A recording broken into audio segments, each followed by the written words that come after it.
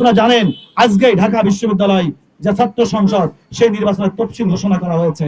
আমরা সাধুবাদ জানাচ্ছি। বেগম রোকেয়া বিশ্ববিদ্যালয়েও ছাত্র সংসদ নির্বাচন হবে। আপনারা সাধারণ শিক্ষার্থীদের জন্য কাজ করেন। বাংলাদেশ জাতীয় ছাত্র দল কেন্দ্রীয় সংসদ আপনাদের পাশে আছে।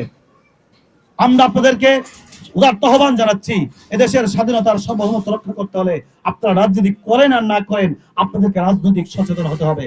আপনাদেরকে বুঝতে হবে কারা দেশের শত্রু, কারা এদেশকে চেয়েছিল না, কারা পাকিস্তান চেয়েছিল, আর প্রতিষ্ঠার পর থেকে কারা এই রাজনীতিটাকে নিজেদের ক্ষমতাকে কুক্ষিগত করার রাজনীতি করেছিল, কারা বাংলাদেশকে মিনি ক্যান্টনমেন্ট বানিয়ে রেখেছিল।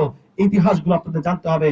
আর কারা মানুষের মুক্তির জন্য রাজনীতি করে, কারা মানুষের গণতান্ত্রিক অধিকার আদায়ের জন্য রাজনীতি করে, কারা শিক্ষার্থীদের জন্য সুষ্ঠু পরিবেশে রাজনীতি করে, এই কথাগুলো আপনাদেরকে জানতে হবে।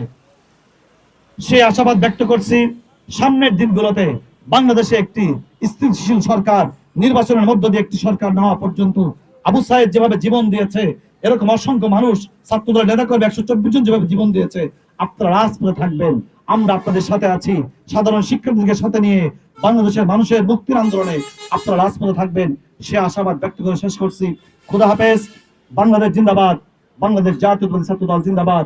শহীদ প্রেসিডেন্ট অমর হোক। বেগম খালেদা জিয়াকে আল্লাহ তাআলা পরিপূর্ণ সুস্থতা দান করুক। আগামীর বাংলাদেশের অসম্ভব রাষ্ট্রনায়ক জনাব তারেক রহমান বীরের বেশে আসবে ফিরে বাংলাদেশে।